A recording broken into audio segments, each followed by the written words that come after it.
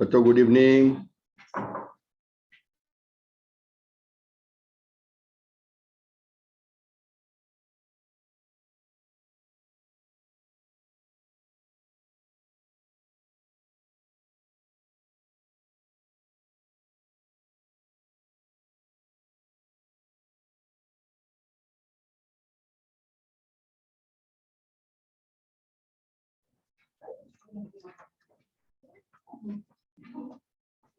आवाज आ रही बच्चों?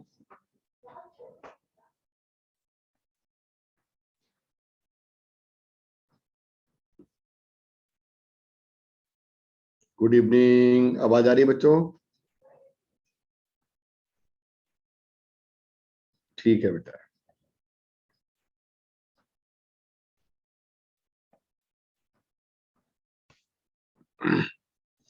मैंने आपको जो शीट दी है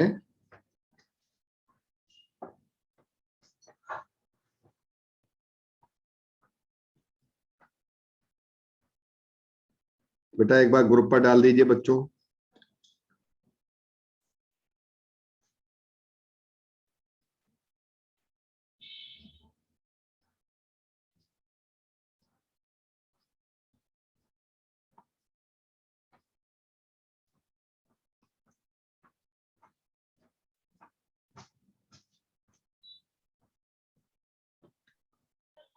आंसर बता दीजिए बेटा। आंसर हम लोग स्टार्ट कर रहे हैं।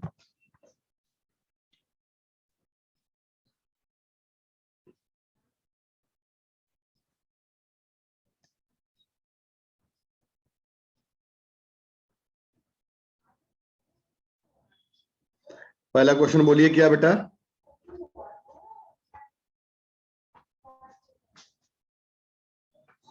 सर रैंकर्स बैच में जो भेजे हो तो लोड ही नहीं हुआ।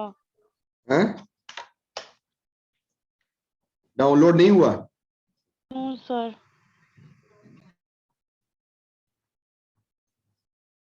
आप लोगों ने बताया नहीं।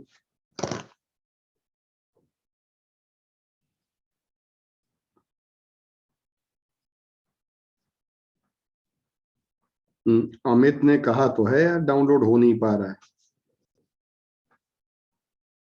Amit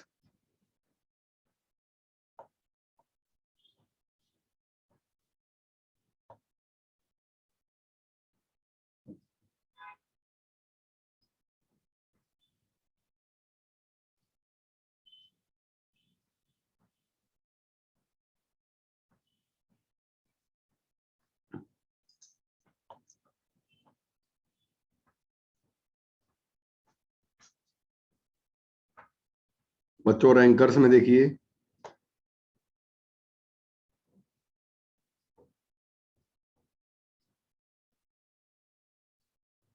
good evening.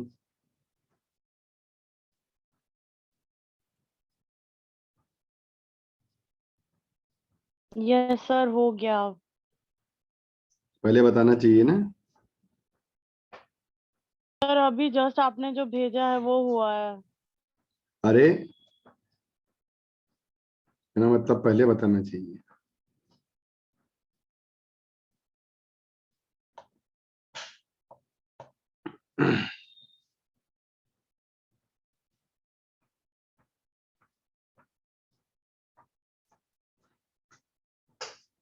हाँ बच्चों चलिए आइए, फटाफट आइए जल्दी से। डिस्कस करते हैं सारी चीजें।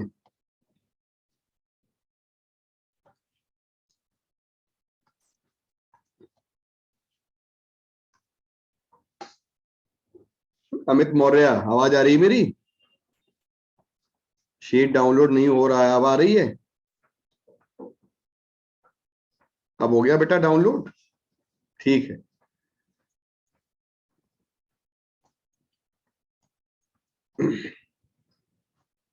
बेटा रैंकर वाले ग्रुप में कोई जना डाल दो, क्लास स्टार्ट हो गई है।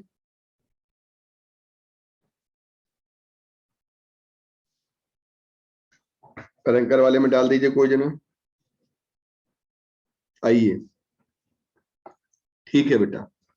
Surface tension of water can be reduced by. पहला, आप लोग ऑप्शन फटाफट बताते जाइए अपने अपने।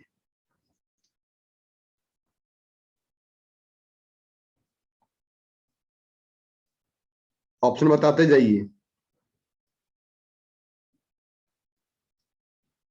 सबसे पहले क्वेश्चन नंबर 1, हम लोग जानते हैं कि सोप बबल की रेडियस आर होती है, वॉल्यूम वी होता है, तो excess pressure inside the bubble P है, तो वॉल्यूम होता है वी। तो हम लोग जानते हैं कि पीवी की जो वैल्यू होती है वो बेटा आपका कितना आता है, ऑप्शन जल्दी से लगाइए फटाफट, क्योंकि सब बच्चों ने लगा नहीं पाया था।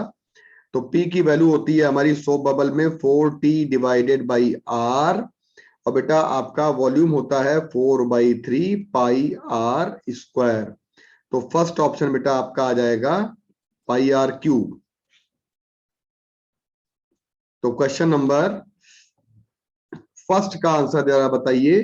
तो आर से हमारा कैंसिल हो जाएगा, तो हम लोग का डायरेक्ट बेटा पीवी की वैल्यू आ जाएगी हमारी directly proportional to R square के आ जाएगी। बेटा राइट ऑप्शन हमारा बी आ जाएगा। क्वेश्चन नंबर 3 पे आते हैं। थर्ड क्वेश्चन जल्दी से बताइए। सरफेस टेंशन जो होता है इसको हम रिड्यूस करते हैं, तो सबसे बढ़िया ऑप्शन होता है कि हम पहली बात तो हम ये भी मिला दें और दूसरा गर्म कर दें, तो दोनों कंडीशन से काम बन जाएगा हमारा। तो राइट आंसर हमारा आ जाएगा थर्ड वाला। Effective weight of the liquid, effective weight of the object when falling with terminal velocity in the viscous medium. Effective weight जो होता है, इफेक्टिव वेट जानते हैं क्या होता है? किसी भी विस्कस मीडियम में, फोर्थ वाला आइए, किसी भी विस्कस मीडियम में जब हम बेटा बात करते हैं तो लिक्विड हमारा जब किसी विस्कस मीडियम की बात करता है तो इफेक्टिव वेट का मतलब होता है एक तरह से अपरेंट वेट कह सकते हैं, है ना, अपरेंट वेट कह सकते हैं। तो गेस करो कि क्या आंसर हो सकता है अपरेंट वेट का।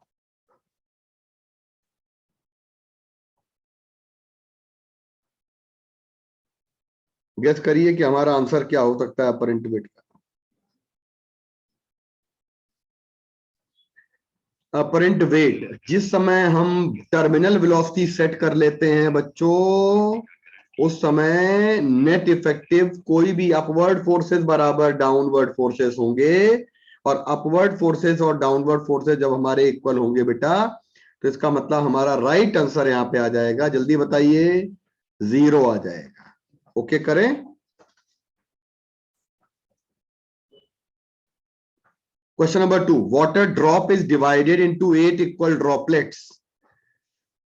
तो हमको पता है कि आपकी कैपिटल आर बड़ी ड्रॉप जो हमारी होती है वो छोटी छोटी ड्रॉप्स के, इसका मतलब हमारी बड़ी ड्रॉप की जो रेडियस है यहां पे रख देंगे n की पावर 1/3 स्मॉल r, और ये आ जाएगा हमारा 2 आ जाएगा, यानी 8 का क्यूब रूट कर देंगे हम लोग, और 8 का क्यूब रूट कर देंगे बेटा तो r इक्वल टू आ जाएगा 2r। इसका मतलब इन्होंने क्या कहा, the pressure difference between the inner and outer side of the big drop will be. सारे बच्चे देखिएगा, तो जिस समय बड़ी ड्रॉप होती है इस समय छोटी छोटी ड्रॉप्स होती है, इसकी रेडियस स्मॉल आर है, इसकी रेडियस कैपिटल आर है। यहां पे प्रेशर डिफरेंस की वैल्यू निकालेंगे तो 4t divided by capital R आएगा। यहां पे प्रेशर डिफरेंस की वैल्यू निकालेंगे तो 4t divided by small are आएगा, और स्मॉल आर की जगह आ जाएगा बच्चों r/2।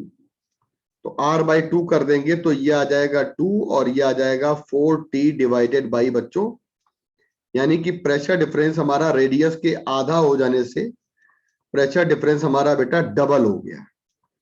बच्चों क्या ये बात बिल्कुल क्लियर आपके दिमाग में आ गई? तो इसने कहा है कि सेम, इन्होंने क्या कहा है, सेम, मतलब इन्होंने क्या कहा है, सेम रहेगा। ऑप्शन बताइए कौन सा आंसर आएगा। यस, हम बेटा पीडीएफ सेंड कर देंगे, है ना, आप लगाते जाओ, सेंड कर देंगे। बताओ बेटा इसका क्या आंसर आ जाएगा, बताओ सेकंड का आंसर बोलो। बड़े ड्रॉप का प्रेशर, बड़े ड्रॉप का प्रेशर, बड़े ड्रॉप का प्रेशर का डबल कर देंगे तो छोटे ड्रॉप में डबल हो जाएगा। इसका मतलब है, आंसर बताइए, क्या ये वाटर के ड्रॉप है, वाटर की ड्रॉप है, अच्छा बबल नहीं है, ओके। अरे भाई, तो भाई बबल नहीं है। ठीक है, तब भी आंसर वही आएगा, तब भी आंसर वही आएगा। ड्रॉप, ड्रॉप, छोटी छोटी ड्रॉप। बेटा बता दीजिए, तब भी हमारा आंसर वही आ रहा है, बताइए जल्दी से। डन करें? तो छोटी ड्रॉप का, बड़ी ड्रॉप का हमारा होता है स्मॉल वाले का आधा। तो हमें लगता है ये वाला सही ऑप्शन है।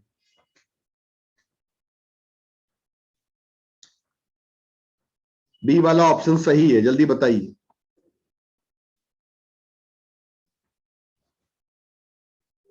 मतलब जितना आपका, इन्होंने सबको स्मॉलर से कंपेयर किया है और स्मॉलर का है डेल्टा पी, तो स्मॉलर, इसका मतलब हमारे पास डेल्टा पी की वैल्यू आ जाएगी 1/2 ऑफ डेल्टा पी डैश। तो स्मॉलर वाले का हाफ कर देंगे तो हमारा बड़े वाले का बेटा आ जाएगा हमारा आंसर। अब बताइए क्वेश्चन नंबर 5 देखिए जल्दी। डायामीटर, डायामीटर, ओके बेटा ठीक है घर में। Diameter, diameter of the ball A is half of the diameter of ball B. The ratio of terminal velocity in water A, ball A and B are same material. इसका मतलब वो ये कहना चाहते हैं टर्मिनल वेलोसिटी जो हमारी, मैंने बेटा मैंने पढ़ा सारा दिया था, जल्दी बताओ। No sir. नहीं सर, अभी बाकी क्या क्या बाकी है जल्दी बताइए। Critical Stokes law, terminal terminal velocity, velocity, Stokes law, ये सब बाकी है। बता, स्टोक्स लॉ बाकी है और क्या बाकी है? Terminal terminal velocity, critical velocity और वेलोसिटी, विस्कोसिटी। ये सब बाकी। अच्छा एक मिनट, एक मिनट, एक मिनट।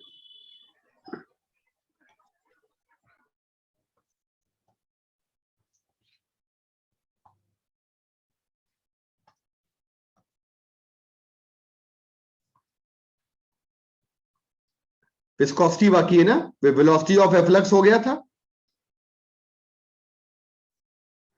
देखिए वेलोसिटी ऑफ एफ्लक्स हो गया था बच्चों। Yes sir. ये देखिए सब हो गया था। वेलोसिटी ऑफ एफ्लक्स, ये पूरी चीज हो गई थी। v हमारा √2gh velocity of efflux, time to reach ground कितना समय लगेगा, t = √2h - h upon g। Velocity of efflux हमारी डिपेंड करती है h फ्रॉम फ्री सरफेस। मतलब कहने का है कि हम अगर होल करेंगे फ्री सरफेस से h मीटर नीचे, तो वेलोसिटी ऑफ एफ्लक्स हमारी h पे डिपेंड करती है बेटा। इसका मतलब हम जानते हैं कि वेलोसिटी ऑफ एफ्लक्स हमारी जब h पे डिपेंड करती है, तो एक हमने क्वेश्चन बनाया है कि जिसमें कोई भी बर्तन में 3 होल किए जाते हैं और तीनों से हमारी वेलोसिटी जो है ना v1 v2 v3 निकलती है। तो h1 h2 h3, यानी h1 से बड़ा h2 से बड़ा h3, तो हमारे पास वेलोसिटी जो होती है वो हमारी h के साथ बढ़ती जाएगी। हॉरिजॉन्टल कंडीशन में आते हैं रेंज निकालना, तो रेंज निकालते हैं, तो हम लोग ये पूरा काम कर चुके हैं और कल मैंने आपको ये भी पढ़ा दिया था कैपिटल H तक। अब बेटा आती है विस्कोसिटी। किसी भी लिक्विड के अंदर, किसी भी लिक्विड के अंदर एक ऐसी प्रॉपर्टी होती है, फ्लूइड के अंदर ऐसी प्रॉपर्टी होती है जिसकी वजह से वो फ्लूइड क्या करता है, अपने फ्लो करते समय पाइप में अपनी लेयर्स के बीच में एक फोर्स अप्लाई करता है जिसको विस्कस फोर्स कहते हैं, और जिसकी वजह से वो लिक्विड जो होता है हमारा, वो आपका रिलेटिव मोशन जो उनमें आपस में होता है लेयर के बीच में, तो 2 लेयर के बीच में हमेशा ये प्रॉपर्टी विस्कोसिटी की वजह से उनकी वेलोसिटी को कम करना चाहते हैं, उनके मोशन को रिड्यूस करना चाहते हैं। तो मतलब अगर हम बात करें, यहाँ पे बर्तन हमारा है, कंटेनर है, तो एक वॉल नीचे वाली और एक वॉल ऊपर वाली। हम लोग 2D डायग्राम बना रहे हैं, तो नीचे वाले वॉल के संपर्क में जो आपकी लेयर होगी वो आपकी रेस्ट पे मानी जाती है। तो पहली बात तो जो आपकी लेयर ऑफ लिक्विड जो है वो हमारी वॉल के कांटेक्ट में रहती है, वो रेस्ट पे रहती है। वॉल के कांटेक्ट के बाद हमारी जितनी भी लेयर हमारी वॉल से दूर होती जाती हैं, जैसे ये वाली, ये वाली, ये वाली, तो जैसे जैसे दूरी बढ़ती जाती है वैसे वैसे वेलोसिटी ऑफ लिक्विड लेयर बढ़ती जाएगी। अब अगर हमने ये वाली भी कह दी और ये वाली भी कह दी तो गलत हो गया, क्योंकि ये ऊपर वाली वॉल के पास में आ गया। इसका मतलब जो बीच वाली लेयर होती है वो आपकी सबसे तेज चलने वाली है, तो हम बात करते हैं कि जो बीच की लेयर है वो सबसे फास्टेस्ट चलती है। मान लीजिए दो लेयर के बीच में हमारे पास वेलोसिटी का डिफरेंस है डेल्टा वी, तो बड़ी वाली जो लेयर है ऊपर वाली, ये वाली लेयर और ये वाली लेयर, तो क्या होता है विस्कोसिटी यानी विस्कस फोर्स की वजह से ऊपर वाली लेयर नीचे वाले को खींचना चाहती है तेज तेज चलो, और नीचे वाली जो लेयर है वो ऊपर वाले को खींचना चाहती है धीरे धीरे चलो। तो म्यूचुअल फोर्स जो लग रहा है दोनों के बीच में, ये हमारा फ्रिक्शनल फोर्स जो होता है, इसी को हम लिक्विड फ्रिक्शन कहते हैं, इसी को विस्कोसिटी कहते हैं। और यहाँ पे हम एक चीज डिफाइन करेंगे बेटा, वेलोसिटी ग्रेडियंट। और वेलोसिटी ग्रेडियंट हमारा जो होता है वो हमारा बिल्कुल बिल्कुल टेम्परेचर ग्रेडियंट की तरह होता है। और टेम्परेचर ग्रेडियंट और वेलोसिटी ग्रेडियंट और पोटेंशियल ग्रेडियंट, ये सारे हमारे बिल्कुल एक ही जैसे चलते हैं। माइनस का साइन क्योंकि दोनों अपोज करने हैं, डेल्टा वी वेलोसिटी का डिफरेंस है दोनों में, और डिवाइडेड बाय डेल्टा एक्स हो जाएगा जो हमारी दोनों लेयर के बीच में स्पेस का डिफरेंस है। तो बेटा वेलोसिटी ग्रेडियंट जो हम निकालते हैं, वो एक बात याद रखिएगा सभी बच्चे कि वेलोसिटी ग्रेडियंट के डायरेक्टली प्रोपोर्शनल आता है लिक्विड फ्रिक्शन। तो मैंने आपको लिक्विड फ्रिक्शन में नीचे देखो क्या बताया, difference between the liquid and solid friction. जैसे लिक्विड फ्रिक्शन जो होता है वो हमेशा डायरेक्टली प्रोपोर्शनल टू आता है एरिया की। दो लेयर के बीच में काम करने वाले विस्कस फोर्स जो होता है वो एरिया के डायरेक्टली प्रोपोर्शनल होता है। दो लेयर के बीच में काम करने वाला विस्कस फोर्स जो होता है वो हमेशा आपका इनकी वेलोसिटी, दोनों लेयर के बीच में वेलोसिटी का जो डिफरेंस है यानी रिलेटिव वेलोसिटी है उसके डायरेक्टली प्रोपोर्शनल होता है। कहने का मतलब है जब पाइप में लिक्विड तेज चलेगा तो फिर फ्रिक्शनल फोर्स ज्यादा लगेगा। आपके यहाँ सबमर्सिबल पंप चला दिया जाता है तो अगर बहुत तेज पावर आ रहा है और आपका पानी फ्लो कर रहा है तो वो पानी हमारा सबमर्सिबल पंप से आप देखेंगे कि वो गर्म गर्म गर्म गर्म निकलता है। तो सबमर्सिबल पंप में पानी हल्का सा गर्म क्यों हो जाता है?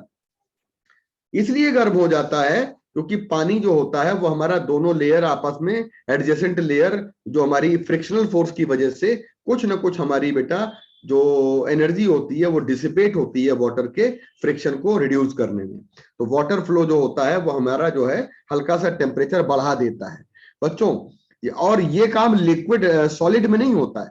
जैसे कोई बक्सा है आप खिसका रहे हो, तो बक्से को आपने रेस्ट से जैसे ही खिसकाया तो बक्से का जो स्टैटिक फ्रिक्शन था वो हमारा काइनेटिक में बदल गया। तो जब हम बक्से को तेज चलाएं या धीरे चलाएं, साइकिल तेज चले या धीरे चले, कार तेज चले या धीरे चले, चल रही है तो काइनेटिक फ्रिक्शन में म्यू के की वैल्यू जो रहेगी वो हमारी एक जैसी रहेगी। इसका मतलब है कि v की जो वैल्यू होती है यानी कि वेलोसिटी चेंज जो होता है हमारा, कहते हैं कि हम लिक्विड फ्रिक्शन में हमेशा विस्कोसिटी डेल्टा वी के डायरेक्टली प्रोपोर्शनल होती है, लेकिन सॉलिड फ्रिक्शन में डेल्टा वी के इंडिपेंडेंट होती है। अगली बेटा बात, सॉलिड फ्रिक्शन कभी एरिया पे डिपेंड नहीं करता है, लेकिन जो लिक्विड फ्रिक्शन होता है वो एरिया के डायरेक्टली प्रोपोर्शनल होता है। अगली बात, जो हमारा सॉलिड फ्रिक्शन होता है उसका formula F equal to mu R, और आर का मतलब है रिएक्शन ऑफ द सरफेस यानी कि ये होता है हमारा mg।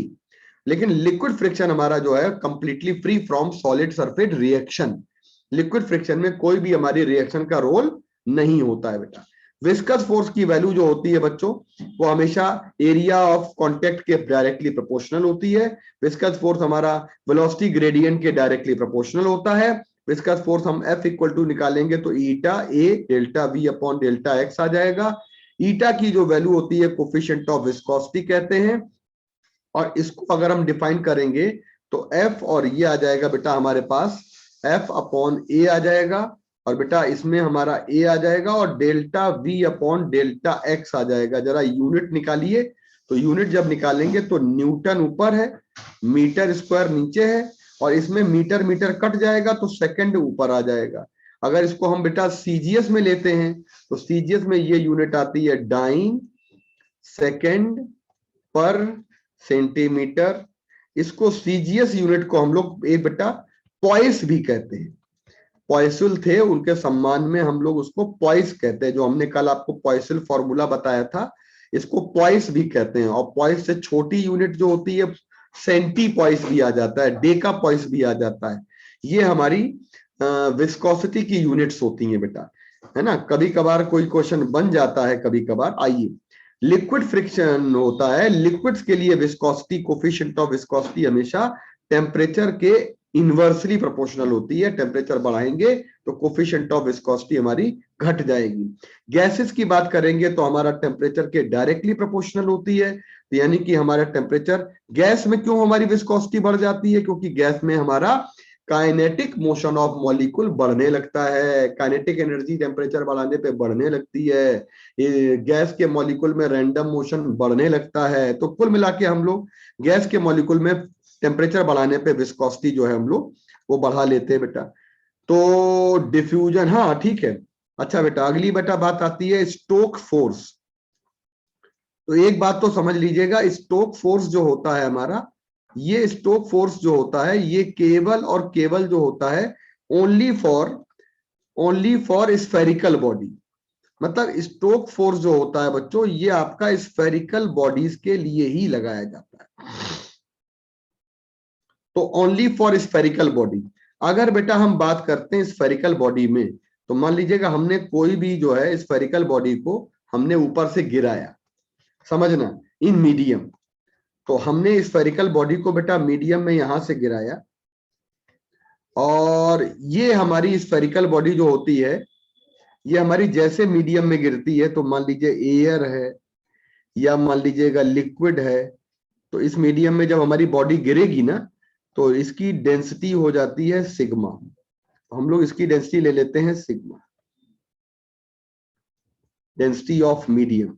तो जैसे ही हमारा ये गिरेगा ना, वैसे ही हमारा ये लिक्विड को, जैसे ही हमने इसको फ्रीली ड्रॉप किया स्फेरिकल बॉडी को, वैसे बॉडी हमारी क्या हुई, यहां से ड्रॉप करके, पहले तो बॉडी हमारी जो है ना यहां पे पहुंचेगी,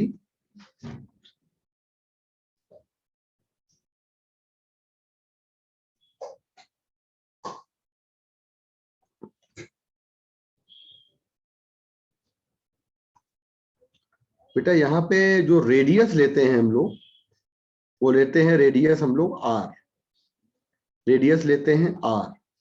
तो स्टोक ने सजेस्ट किया था कि जैसे आपने फ्रीली ड्रॉप किया, वैसे ही इतनी दूरी तक तो कोई भी हमारा लगभग रिएक्शन हमारे मीडियम का नहीं लगा। लेकिन थोड़ी देर के बाद हमारी बॉडी ऐसे लग रहा है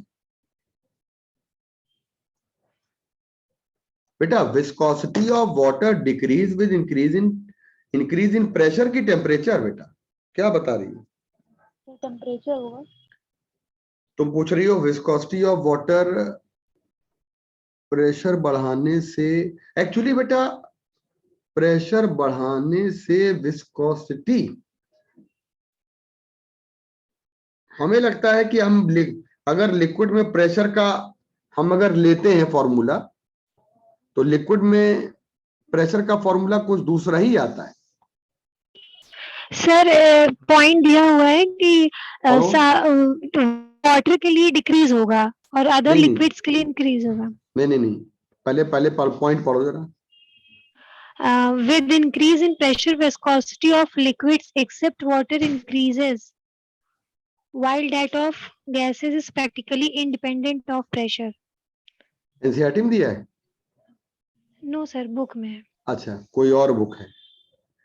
नहीं, एक्चुअली बेटा क्या होता है, वाटर में विस्कोसिटी प्रेशर बढ़ाने पे बढ़ती तो है, घट तो जाती है, लेकिन एक्चुअली फिर से बड़ा पॉइंट पढ़ो पूरा। With increase in pressure, the viscosity of liquid except water increases, while that of gases is practically independent of pressure. Increase in pressure हम लोग कहते हैं, जैसे मान लीजिएगा दूसरे लिक्विड में और वाटर में अगर हम बात करेंगे, तो कहीं ना कहीं मॉलिक्यूलर फोर्सेस का चेंज आता है। अब वाटर में कोई उन्होंने टेम्परेचर रेंज भी नहीं कहा है, प्रेशर भी रेंज नहीं, मतलब प्रेशर रेंज भी उन्होंने कुछ नहीं बताया है कि हम कितना प्रेशर चेंज करें, मतलब उन्होंने ये नहीं बताया कि प्रेशर रेंज में कितना चेंज करें, केवल उन्होंने बता दिया है कि प्रेशर बढ़ाने से। तो एक्चुअली अच्छा, उसके आगे पीछे कुछ और लिखा है, तो ये इसमें ये भी कुछ एक्सेप्शन होता है शायद कि Sir- 100 एटीएम के बाद से होता है कुछ वाटर में। नहीं, हम वही कह रहे हैं, सर, मतलब ये- आगे पीछे कुछ लिखा है, हाँ। कुछ उन्होंने डेटा एटा दिया है, जैसे सर एटमॉस्फेरिक लास्ट में प्रेशर। लिखा हुआ है बस कि नो सर कोई डेटा नहीं दिया, बस लास्ट में लिखा है the viscosity of water decreases with increase in pressure, बस। ये तो सामान्य सी बात आपने बताई दी, ये तो नॉर्मल बात है, हम लोग जानते हैं, लेकिन ये एक रेंज के आधार पे होता है। हम बताते हैं बेटा, एक्चुअली पानी हमारा जो होता है, ये अगर हाई प्रेशर पे आ जाता है तो पानी हमारा जो होता है ना, जैसे कहा जाता है कि और भी लिक्विड होते हैं, तो हम आइडियल फ्लूइड की बात करते हैं, उनके अंदर जीरो कंप्रेसिबिलिटी होती है। वाटर हमारा आइडियल फ्लूइड में नहीं आता है। तो जो हमारे लिक्विड थोड़े बहुत कंप्रेसिबल होते हैं, उन सभी लिक्विड्स में जैसे जैसे प्रेशर हम एक लिमिट के बाद बढ़ाते हैं। एनसीईआरटी खोलते हैं जरा, एनसीईआरटी खोलते हैं। एनसीईआरटी में हो सकता है, जल्दी से एनसीईआरटी छानो, जल्दी से फटाफट फटाफट फटाफट।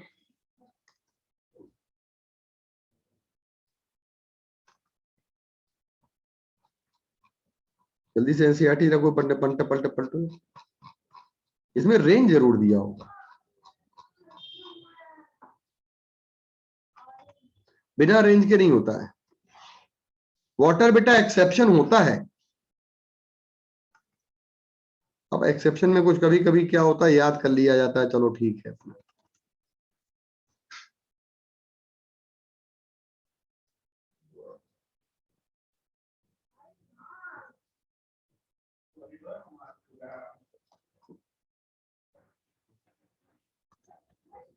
एनसीईआरटी आ रही है?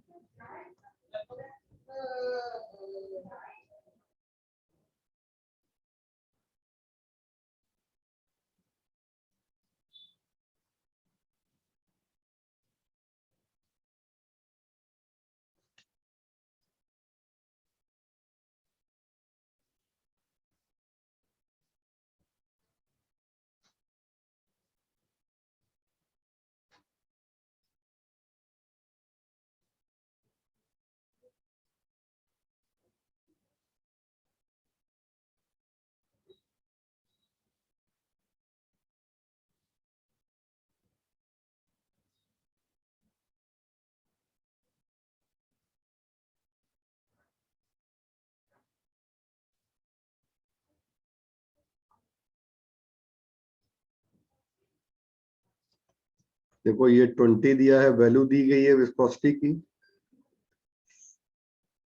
हम्म।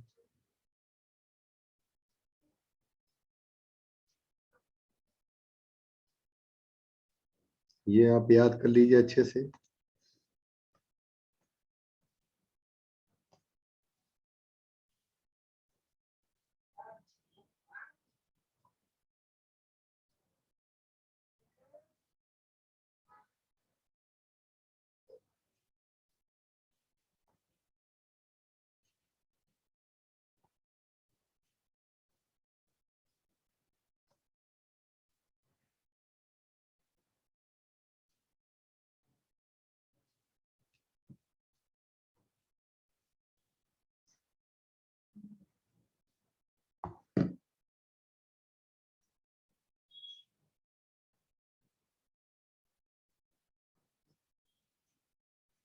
यहाँ से पढ़िएगा आप लोग।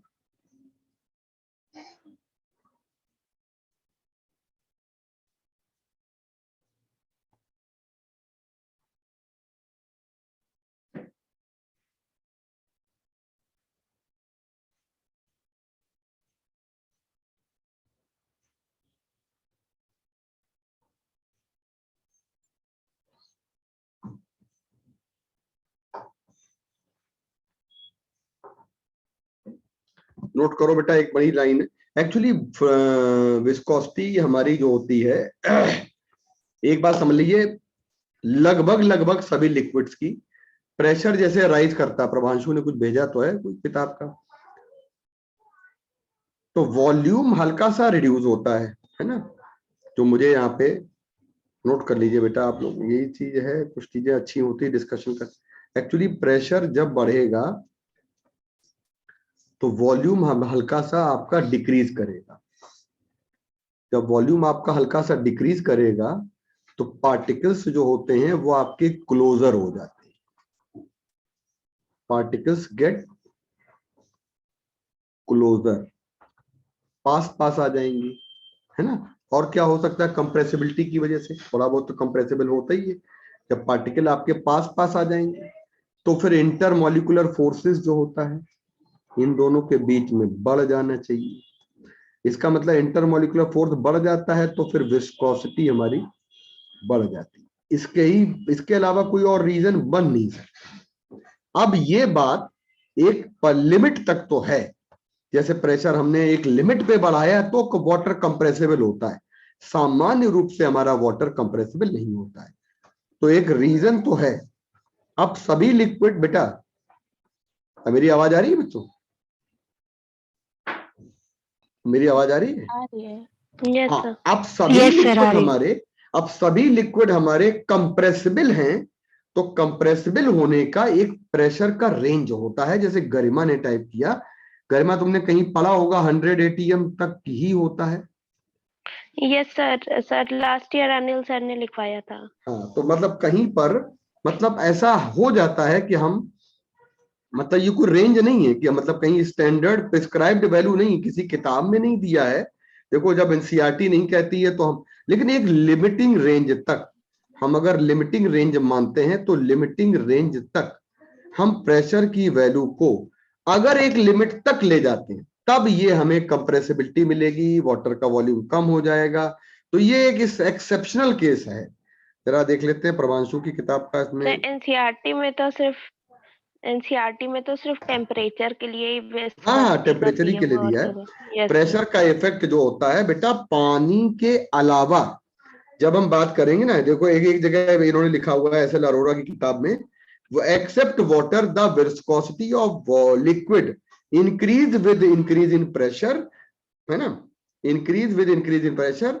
लेकिन ये सामान्य के लिए, मतलब हम लोग क्या बोलने जा रहे हैं, प्रेशर बढ़ेगा किसी के लिए भी तो वॉल्यूम हमारा घट जाएगा, पार्टिकल हमारे पास पास आने चाहिए। तो विस्कोसिटी मतलब सभी लिक्विड होते हैं तो सबसे कम कंप्रेसिबल माना जाता है कौन, वाटर। जरा कोई जना टाइप करे कंप्रेसिबिलिटी जो हमारी वाटर की होती बहुत कम होती है बेटा।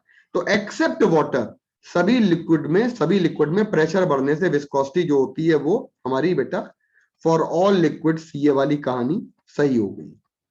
प्रभांशु आपकी किताब में भी यही लिखा है जो हम बता रहे हैं।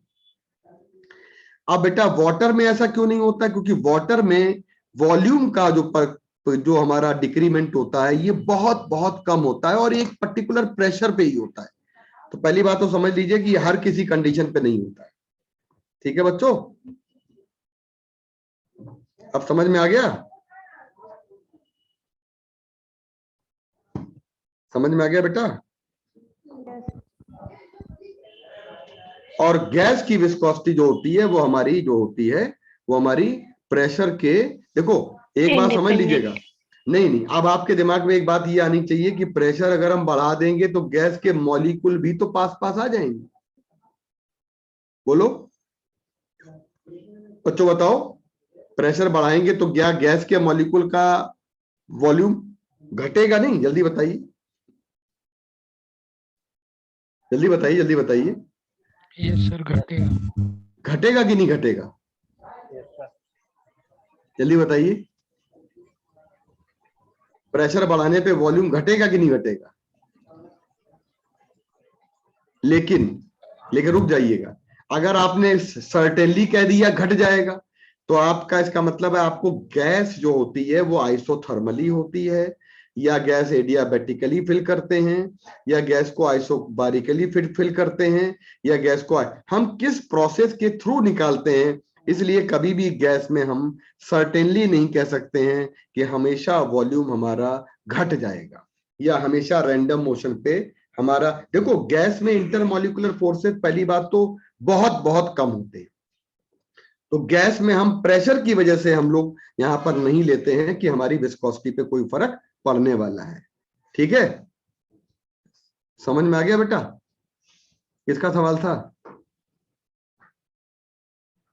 अरे किसका सवाल था? सर ये सर नेटवर्क इशू हो गया था सर, हम सुन नहीं पाए, मीटिंग लीव हो गई थी मेरी। अरे भाई तुम्हारे ही सवाल था क्या? Yes, sir. अरे मैं ये बता रहा हूं कि किसी भी गैस, किसी भी सामान्य लिक्विड की बात करेंगे तो नॉर्मली ये कहानी होती है हमेशा विस्कोसिटी को चेंज करने की। लेकिन पानी में जो वाटर का कंप्रेशन होता है ये एक लिमिट के बाद ही मिलता है, वैसे नहीं मिलता है। तो पानी में कंप्रेशन को नेग्लिजिबल माना जाता है। तो पानी में जब कंप्रेशन नेग्लिजिबल होता है तो विस्कोसिटी जो पानी की है वो हमारी बढ़ेगी नहीं बल्कि घटेगी। हम ये मान के चलते हैं कि प्रेशर जब हम लगाते हैं तो पानी तेजी से फ्लो करता है। बच्चों बताओ, प्रेशर बढ़ाने पे पानी हमारा नॉर्मली तेजी से फ्लो करेगा? तो ये मान के चलते हैं कि हमारा लेमिनार फ्लो में तो हमारी विस्कोसिटी पानी के अलावा बाकी सभी लिक्विड्स में बढ़ जाती है। इसके अलावा कोई दूसरा बेटा रीजन हो नहीं सकता, क्योंकि इंटरमोलिकुलर फोर्सेस जो होते हैं वो हमारे अफेक्टेड होते हैं। आगे बढ़ जाएं। Yes, sir. और कोई एक रेंज हम लोगों को दी जाए तो ठीक है, लेकिन कोई ये स्टैंडर्ड रेंज हमारी एनसीईआरटी तो नहीं कहती है, इसलिए हमने स्टैंडर्ड रेंज को बताया नहीं बेटा। एनसीईआरटी भी नहीं कहती है। आओ बेटा स्टोक फोर्स की बात करते हैं। तो स्टोक फोर्स में हमारे पास जो ये लिक्विड की जो लेयर होती हैं हमारी, ये लेयर जो होती हैं, ये लेयर हमारी आपस में रगड़ती हैं। तो जैसे बॉल हमारी नीचे की तरफ बेटा ट्रेस करती है ना, बॉल हमारी नीचे की तरफ जा रही है एमजी बेट से, वैसे ही बेटा हमारी बॉल और लिक्विड की लेयर में रिलेटिव मोशन जो हो रहा है, तो ऊपर की तरफ हमारे लिक्विड की लेयर के बीच में एक हमारा फ्रिक्शनल फोर्स वर्क करने लगता है। और ये फ्रिक्शनल फोर्स जो होता है इसको कहते हैं लिक्विड फ्रिक्शन, यानी कि फ्रिक्शनल फोर्स। इसको कहते हैं frictional force. Frictional force acting between, तो पहले भी तो फ्रिक्शनल फोर्स लग रहा था, लेकिन यहां पे क्या कहानी है? Frictional force acting between two layers of liquid या liquid layer and spherical body. बात स्फेरिकल बॉडी की हो रही है, कोई दूसरी बॉडी की बात नहीं हो रही है। तो अगर किसी स्फेरिकल बॉडी को लिक्विड में या फ्लूइड में हम ले जाते हैं तो ये जो फ्रिक्शनल फोर्स होता है ये स्टोक ने बताया था 6 पाई ईटा आर वी होता है। आर को कहते हैं, हमने दिखाया गया है, रेडियस ऑफ द पाइप। और बेटा हमारी जो वी होती है ये हमारी एक तरह से कांस्टेंट वेलोसिटी होती है जब हमारा कोई भी बॉल हमारी किसी लिक्विड में चलती है। तो ये कांस्टेंट वेलोसिटी कौन सी होती है? देखो शुरुआत में यहां से लेकर यहां तक, मतलब शुरुआत में कहानी ये होती है यहां से लेकर यहां तक। अगर हम बात करें तो आपका जो h के साथ हमारी जो वेलोसिटी होती है बेटा, ध्यान से सुनिएगा, h के साथ जो हमारी वेलोसिटी होती है,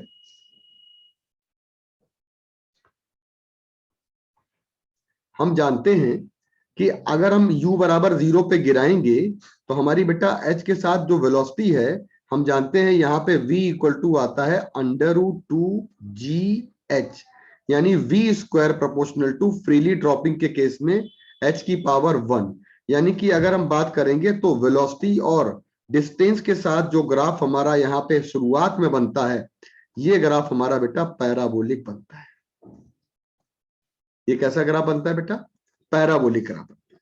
तो जो वेलोसिटी हमारी शुरुआत में बढ़ती है, बाद में जाके वो हमारी वेलोसिटी जो होती है वो हमारी कांस्टेंट हो जाती है एक समय के बाद। इसी कांस्टेंट वेलोसिटी को हम टर्मिनल वेलोसिटी कहते हैं। बड़ा इंपॉर्टेंट ग्राफ है, डिस्टेंस के साथ वेलोसिटी का खींचा गया ग्राफ। ये कब होता है बेटा? जब किसी बॉडी को फ्रीली ड्रॉप करते हैं तो पहले तो बॉडी हमारी अंडर ग्रेविटी गिरती है बेटा। एक्चुअली हम टाइम के साथ भी ले सकते हैं, लेकिन यहाँ पे हमारा ज्यादातर डिस्टेंस के साथ ही पूछा जाता है, क्योंकि ये डिस्टेंस जो हमारी है ना, ये भी टाइम के साथ ही फैक्टर होता है, क्योंकि v बराबर हम अगर निकालेंगे तो gt हो जाता है। सारे बच्चे देख रहे हैं? तो हम लोग यहाँ पे निकालेंगे तो v की वैल्यू जो होती है ना बच्चों, u plus gt equal to v, जब कोई फ्रीली ड्रॉपिंग केस लेंगे हम, तो हम टाइम के साथ निकालेंगे तो देखो फैक्टर कुछ बदल रहा है ना। इसका मतलब है हम ये मान के चलते हैं कि हमारी जो यहाँ पे जो हमारा यहाँ पे इंपॉर्टेंट फैक्टर होता है कि जैसे किसी भी लिक्विड में आपने स्फेरिकल बॉडी गिराई है तो लिक्विड में वो बॉडी कितनी भीतर तक जाती है, समय कितना भी लगे भीतर तक जाने में एच के साथ हमारी वेलोसिटी जो होती है वो हमारे लिक्विड में इनिशियली थोड़ी दूर तक, ज्यादा दूर तक नहीं, इसकी भी लिमिट है, इनिशियली बहुत कम डिस्टेंस तक ये वर्टिकली ड्रॉप करेगी, फ्रीली ड्रॉप करेगी, ये बहुत कम डिस्टेंस होती है। लेकिन उसके बाद ये डिस्टेंस बहुत कम होती है, उसके बाद हमारी वेलोसिटी लिक्विड के अपथ्रस्ट की वजह से, क्योंकि ये मैंने ऊपर वाले डायग्राम में नहीं बनाया, ये अपथ्रस्ट वगैरह मैं नीचे वाले डायग्राम में बना रहा हूं, तो थोड़ी देर के बाद जैसे ही हमने देखा कि लिक्विड की वेलोसिटी बढ़ रही है, थोड़ी देर के बाद यहाँ पे बन गया इक्विलिब्रियम, और इक्विलिब्रियम पे ये आया कि ऊपर का अपथ्रस्ट और ऊपर का स्टोक फोर्स ये हमारा क्या हो गया बेटा, जस्ट इक्वल टू आ गया वेट के, और इसने वेट को बैलेंस कर लिया। इसीलिए यहाँ टाइम का फैक्टर नहीं लेते हम। मेरी बात समझ रहे हैं बच्चों मेरी बात समझ में आ रही है आप लोगों को? यहाँ पे टाइम का फैक्टर नहीं लेते हैं, ये बात क्लियर हो रही है? Yes sir. Yes sir. हम लोग टाइम का फैक्टर क्यों नहीं लेते? क्योंकि इनिशियली जब देखेंगे तो हमारी जो बॉडी होती है वो एच के साथ जो होती है वो हमारी बॉडी की वेलोसिटी वेरी करती है एच के साथ।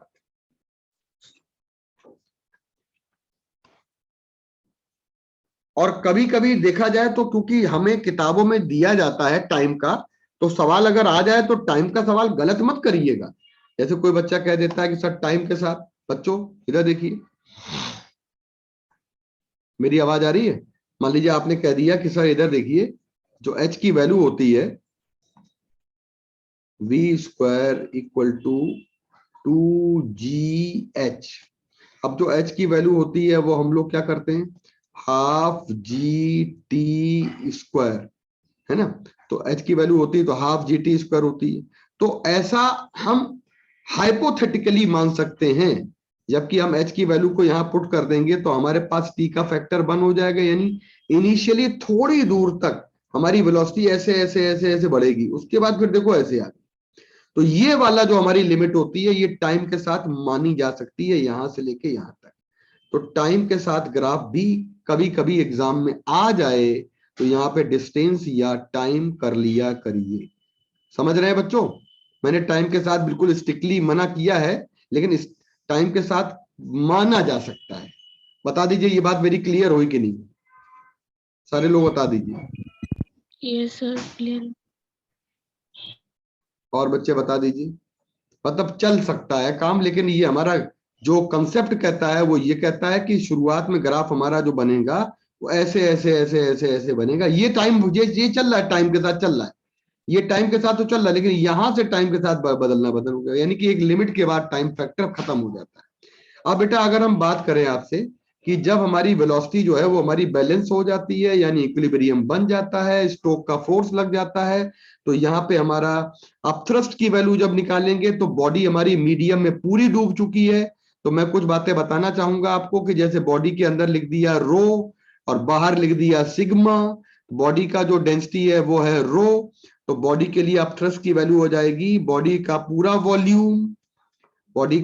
वॉल्यूम, बॉडी की डेंसिटी, ग्रेविटी। और बेटा आपका एफ हो जाएगा 6 पाई ईटा आर वी, कांस्टेंट वेलोसिटी। और इसी वेलोसिटी को टर्मिनल वेलोसिटी का नाम देते हैं। जो कांस्टेंट वेलोसिटी होती है इसी को टर्मिनल वेलोसिटी कहते हैं। और याद रखिएगा terminal velocity maximum achieved velocity होती है, ये हमारी मैक्सिमम अचीव्ड वेलोसिटी होती है। और m कितना हो जाएगा बॉडी का वॉल्यूम, बॉडी की डेंसिटी और बेटा ग्रेविटी। बताइए एक चीज गलत हो गई कि नहीं? बॉडी की डेंसिटी रो है तो यहाँ पे आप थ्रस्ट में डेंसिटी सिग्मा आ जाएगी, सिग्मा ले लेंगे, ये सिग्मा आ गई, अब सही है। अब बताइए 4/3 कर लेंगे, πr³ कर लेंगे, यहाँ पे सिग्मा कर लेंगे।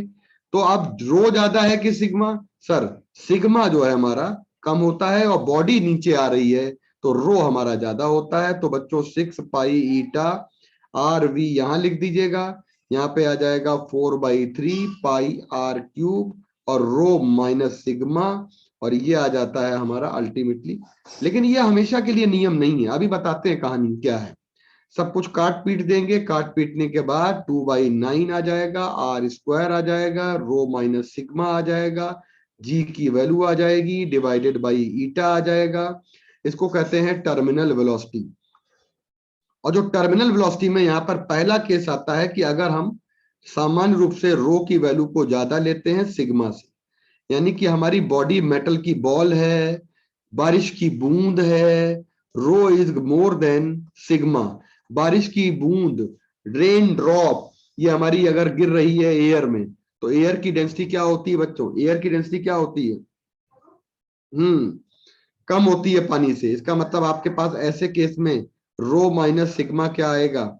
ये आपका पॉजिटिव वैल्यू आ जाएगी। और रो माइनस सिग्मा अगर पॉजिटिव होगा तो वेलोसिटी की वैल्यू जो हो जाएगी वो पॉजिटिव हो जाएगी। और वेलोसिटी की वैल्यू पॉजिटिव हो जाएगी तो ऐसी बॉडी हमारी फ्लूइड में ड्रॉप करती हैं, फॉल करती हैं विद टर्मिनल वेलोसिटी। ऐसी बॉडी हमारी टर्मिनल वेलोसिटी के साथ, टर्मिनल वेलोसिटी का मतलब समझ लीजिए constant maximum achieved velocity due to relative motion and viscous force. किसी भी बॉडी को अगर किसी भी फ्लूइड में गिरा दीजिए तो बारिश की बूंदें जो गिरती हैं आपकी इतनी हाइट से, अगर वो लगातार एक्सेलरेट करती होती तो बारिश की एक भी बूंद आपके अगर सर पे गिर जाती तो घाव हो जाता, पट्टी कराने जाना पड़ता। क्योंकि वो एक बूंद आपके सर पे गिर रही है और लगातार एक्सेलरेट कर रही है, तो एक रेन ड्रॉप भी आपके सर पे घाव पैदा कर सकती थी। लेकिन कहानी यहाँ पे ये है कि हम एक समय के बाद बारिश की जो बूंद होती है वो क्या हो जाएगी आपकी? वो हो जाएगी आपकी बेटा सिग्मा की जगह पे रो था, रो की जगह पे मेरे नोट्स में लास्ट ईयर वाले में बेटा उल्टा हो सकता है, परेशान मत होइए बेटा। सिग्मा होता है लिक्विड की वेलोसिटी, मतलब एयर की वेलोसिटी, मतलब फ्लूइड की वेलोसिटी, डेंसिटी, मतलब डेंसिटी मीडियम की डेंसिटी होती है। और जो आपका रो होता है ये गिरने वाली बॉडी की डेंसिटी होती है। तो आप बिल्कुल अपने नोट्स को देख लीजिएगा फाइव का कि आप जो है वहां पर थोड़ा सा ध्यान रखिए कि जो गिरने वाली वस्तु है, गिरने वाली ड्रॉप भी हो सकती है ना। अब मान लीजिए सिंबल का फर्क हो सकता है, सिग्मा लिया था उसको। हाँ, अब मान लीजिए मैंने कहा कि स्मोक का केस ले लिया, मतलब ये आपका जो पहला केस है वो रेन ड्रॉप के लिए हो सकता है, रेन ड्रॉप के लिए हो सकता है, कॉपर की बॉल के लिए हो सकता है, कहीं लिक्विड में गिरा दी है इसके लिए हो सकता है। लेकिन अगर स्मोक का केस ले लेंगे और हीलियम गैस के गुब्बारे ले लेंगे हम लोग, तो हीलियम गैस का जो गुब्बारा होता है वो हमारा क्या होता है बेटा? बलून। ये राइज करता है। क्यों? क्योंकि स्मोक राइज करता है। क्यों? क्योंकि क्या इस पे कोई ग्रेविटी काम नहीं करती? करती है। स्मोक में सिग्मा ज्यादा होता है और रो कम होता है। स्मोक में कार्बन मोनोऑक्साइड होती है केवल, तो इसका मतलब है रो माइनस सिग्मा जो होता है, और एयर की डेंसिटी ज्यादा होती है, इसका मतलब ये वैल्यू नेगेटिव आती है। और जब ये ब्रैकेट नेगेटिव आएगा तो हमारी टर्मिनल वेलोसिटी जो होगी वो नेगेटिव आ जाएगी। अब टर्मिनल वेलोसिटी नेगेटिव आ जाएगी तो ऐसे फ्लूइड हमारे राइज करते हैं। तो जैसे धुआं जो होता है वो उड़ता है, और धुआं भी एकदम से उड़ नहीं जाता है, धुआं भी धीरे धीरे धीरे धीरे धीरे धीरे धीरे धीरे, यानी कि कांस्टेंट टर्मिनल वेलोसिटी ऊपर भी बनती है, जरूरी नहीं नीचे ही बनती है। तो हल्की चीजें जो होती हैं वो हमारी, जैसे हमारा यही कारण है एयर बबल का लिक्विड के भीतर से बना है, और वो एयर बबल हमारा धीरे धीरे धीरे धीरे ऊपर की तरफ राइज कर रहा है। मतलब मैं केवल यही कारण नहीं बता रहा हूं, अंतर तो प्रेशर का भी होता है, लेकिन एयर बबल का राइज करने का कारण यही है। एयर बबल का, जब एयर बबल हमारा आता है तो नीचे से ऊपर की ओर आता है, तो गिलास में एयर बबल हमारा ऊपर आके फूट जाता है, तो बर्स्टिंग हो जाती है एयर बबल की। वो इसलिए हो जाती है कि ऊपर आने पे प्रेशर घट गया और वॉल्यूम बढ़ गया, तो एयर बबल हमारा बर्स्ट कर गया बेटा। तो टर्मिनल वेलोसिटी हमारी सेटअप हो गई, सारी बातें बता दी, नेट फोर्स बता दिया। जब टर्मिनल वेलोसिटी बन जाएगी तो नेट फोर्स बॉडी पे ऊपर लगने लगेगा 0। एक सवाल यहाँ पे बनता है, टर्मिनल वेलोसिटी रेडियस के स्क्वायर पे डिपेंड करती है। अगर हम रेडियस को n टाइम्स कर दें तो हमारी terminal velocity n square times हो जाती है। यानी कि हम लोग दो बॉल की टर्मिनल वेलोसिटी को कंपेयर कर सकते हैं और R1 अपॉन R2 को हम कंपेयर कर सकते हैं। राइट आंसर आ जाए। बेटा कल मैंने आपको पॉइसन फॉर्मूला बता दिया था, बता दिए? Yes sir. ठीक है, आज हम लोग की ये सारी चीजें हो गई। मुझे लगता है कि कोई भी चीज अब आपकी मैं केवल छोड़ रहा हूं तो कैपिलरीज मैं छोड़ रहा हूं, और वो भी कैपिलरी ट्यूब जो हमारी है, मतलब पाइप जो हमारे हैं सीरीज और पैरेलल के। तो गलती से कोई सीरीज और पैरेलल पढ़ा भी दे तो मत पढ़िएगा अगर नोट्स में कहीं लिखा है, क्योंकि सीरीज और पैरेलल का 34 साल में कोई सवाल नहीं आया है ना। तो हम कंडक्शन में हीट फ्लो पढ़ते हैं, हम कंडक्शन में हीट फ्लो पढ़ते हैं बेटा। हम लोग बेटा जब बात करते हैं इलेक्ट्रोस्टैटिक्स में बेटा हम लोग चार्ज फ्लो पढ़ते हैं वहां पे, और यहाँ पे बात करते हैं तो फ्लूइड फ्लो पढ़ते हैं। सभी जगह हम लोग सीरीज पैरेलल चलाते हैं। चार्ज में भी सीरीज पैरेलल चलता है, करंट में भी सीरीज पैरेलल चलता है, लेकिन हम फ्लूइड वाले सवाल अभी 34 साल में तो कोई आया नहीं। तो इसलिए बेटा हम लोग यहाँ पे फ्लूइड फ्लो में ये चीज हटा दे रहे हैं। याद करो मैंने कंडक्टिविटी में आपको बताया था, है ना। हाँ, इसीलिए बेटा इंपॉर्टेंट नहीं है बेटा, बिल्कुल साफ मना कर दीजिए। और मैंने आपको बताऊं कि मैंने आपको जो है जो कंडक्शन में कराया था सीरीज में और कंडक्टिविटी निकालना है, ये सब ठीक है। सीरीज में कंडक्शन में आता है, इलेक्ट्रिसिटी में आता है, लेकिन फ्लूइड में नहीं आता। ठीक बेटा, आगे बढ़ जाए। तो अब आपका सवाल कोई अगर इसके बाहर बढ़ता है तो समझ लीजिएगा वो सवाल आपका। पढ़ाने के लिए बेटा बहुत सारी चीजें होती हैं, पढ़ाते रहिए, लेकिन वो हमारे 34 ईयर में चीजें काम की हों वही हम लोग पढ़ते हैं। तो सभी बच्चे जो है हमारा फ्लूइड मैकेनिक्स वाला पार्ट जो है एक तरह से सारी बातें हम लोगों ने कंप्लीट कर दी है ना, कंप्लीट कर दी सारी चीजें। और आपको मैंने शीट कितनी दी है बेटा आज? एक ही शीट दी है ना? सर कैपिलरी ट्यूब नहीं पढ़ाएंगे? कैपिलरी पढ़ाई नहीं है? पढ़ा चुके सर। बच्चों पढ़ा दिया है। Okay sir. हाँ पढ़ा दिया है। एक बेटा हम आपको सर उसका एक क्लियर कर दीजिए, उसमें जो मास वाला आता है और रेडियस वाला रिलेशन, जैसे 2020 में क्वेश्चन आया था, कैपिलरी का जो कितने रेडियस दोनों का कितना वाटर ऊपर राइज कर जाएगा, थोड़ा सा उसको क्लियर कर दीजिए। नहीं, क्वेश्चन जरा पढ़ो, क्या क्वेश्चन हल्का से याद दिलाओ। ये सर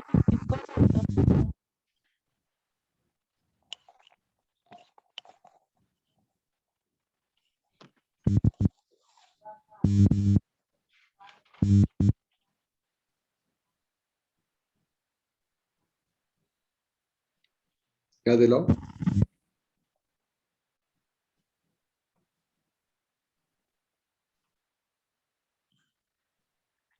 दो 2020 का सवाल बेटा बताओ। एक tube radius R immersed in water, water rise height h. The mass of water is capillary tube 5 gram. Another capillary tube of radius 2 are immersed in water. The mass of water will be rise in tube. अरे हमें तुम भेजो जरा, WhatsApp करो, हम इसमें लगा देते हैं ना, सभी को करा देते हैं।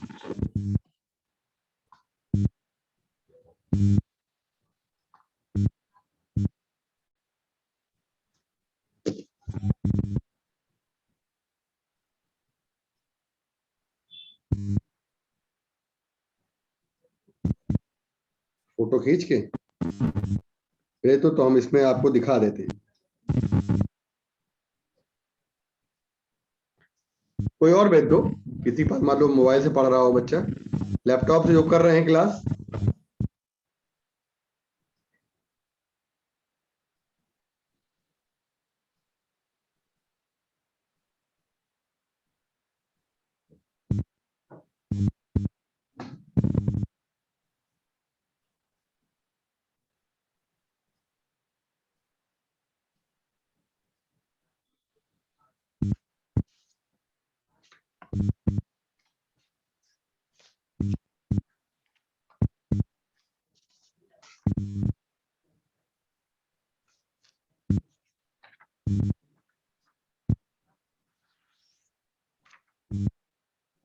सारे भेज रहे हो यस सर, अभी हो जाएगा। बेटा? Yes sir. जो कोई और बच्चा भेजे, इसके पास हो सकता वो ना हो। है सर, लेकिन मोबाइल से। हाँ ठीक है, वो उत्कर्ष का आ गया क्या? ठीक है।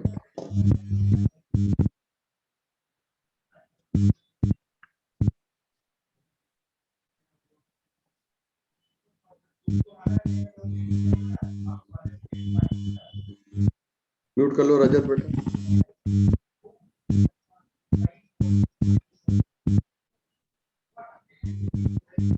रजत म्यूट कर लो।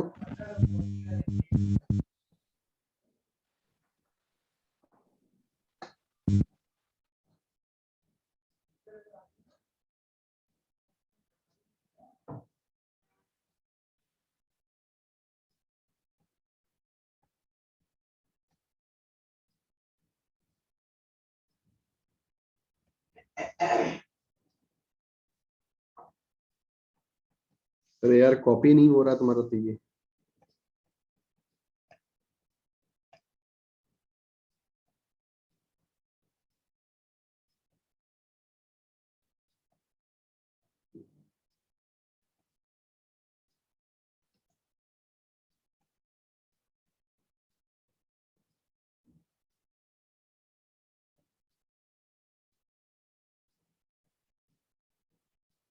देखिए बच्चों, आपके स्क्रीन पे आ रहा है?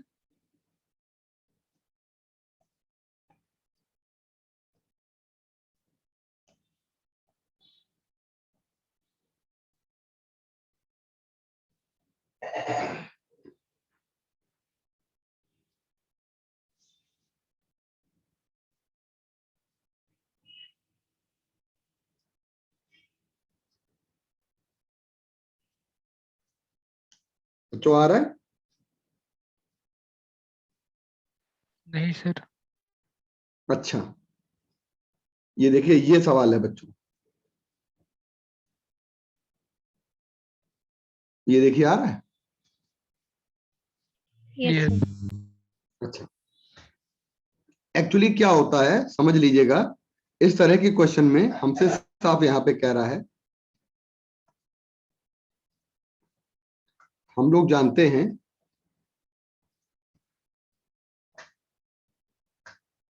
कि capillary tube of radius R is immerse in the water and capillary and water rise to the height H. तो एच की वैल्यू होती है हमारी 2t cos theta divided by होता है r रो g, होता है बेटा।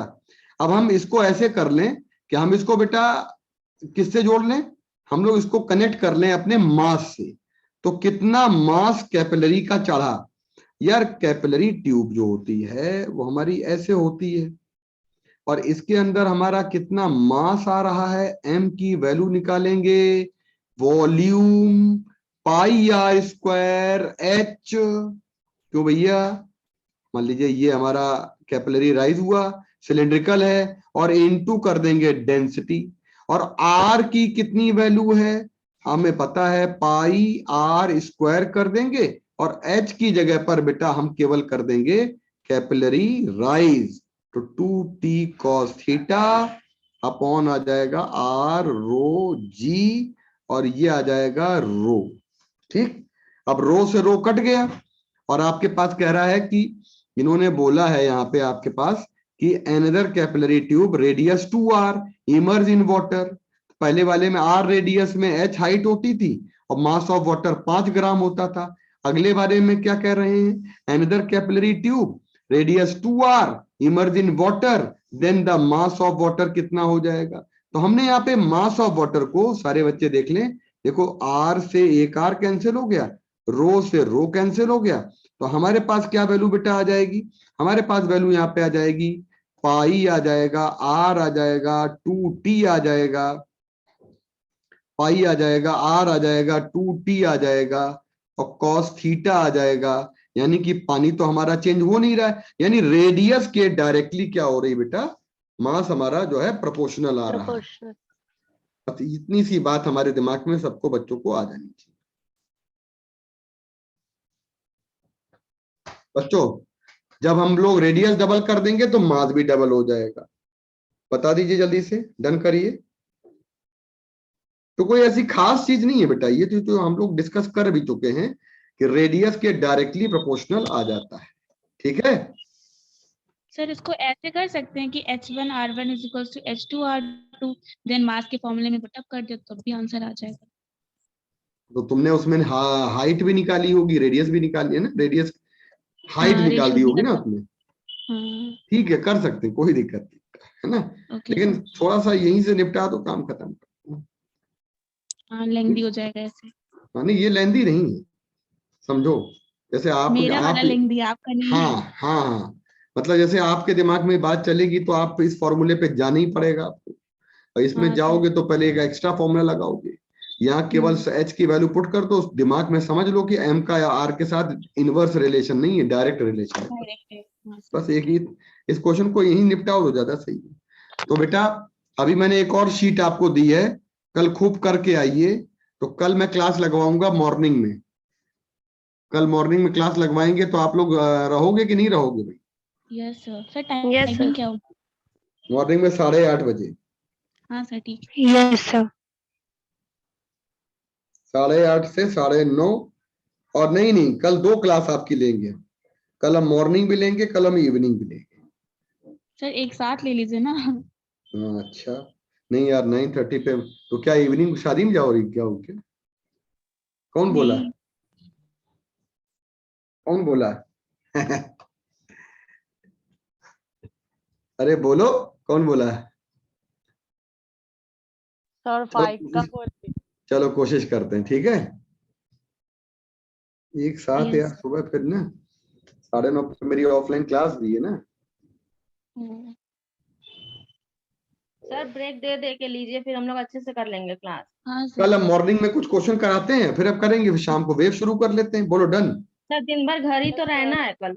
बच्चों ठीक है बताओ, सर। गरिमा यस सर, ठीक स्नेहा बताओ यार। यस सर कोई हाँ प्रॉब्लम सर नहीं। ले लीजिए ठीक कल है दिन सर, भर। ले कल ले लेंगे। रहे हैं तो हम रहेंगे लोग, हाँ हॉस्टल। कल यस कर सर। डालो बेटा। Okay sir. इस हफ्ते आपका, ये अगला हफ्ता आपके नाम है बेटा।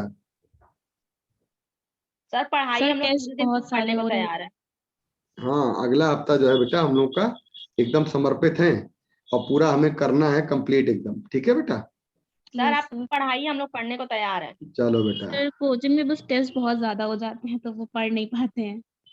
हाँ ये तो है, तो टेस्ट बहुत ज्यादा हो जाते हैं, तो ये भी हाँ तो सर। पढ़ाई है। 45 हाँ सर, सवाल ये देख के बात आती हो फिजिक्स में। Yes sir. ठीक है, होता है, प्रेशर चलता, प्रेशर है, ठीक है। ओके। Okay sir. चलो थैंक यू सर। बाय बेटा, बाय Thank you, sir.